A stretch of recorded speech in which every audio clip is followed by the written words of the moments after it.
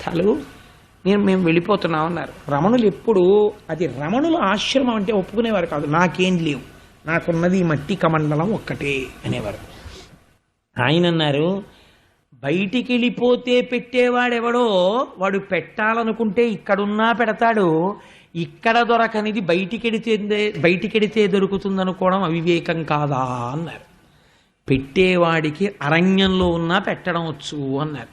ఇంతలో గేట్లోంచి రై అని ఒక లారీ వచ్చింది. వచ్చి డ్రైవర్ దిగి అరుణాచలం తిరువన్నామలైలో రమణ మహర్షి గారు ఉన్నటువంటి ఒక చిన్న ఆశ్రమం ఉందిట, ఇదేనా అన్నాడు. ఇదే, ఏం కావాలన్నారు. అక్కడెక్కడో దక్షిణ భారతదేశంలో ఒక మహానగరంలో ఒక మహాభక్తుడు ఈ రమణుల పట్ల భక్తిని పెంచుకున్నవాడు ఉన్నాడు.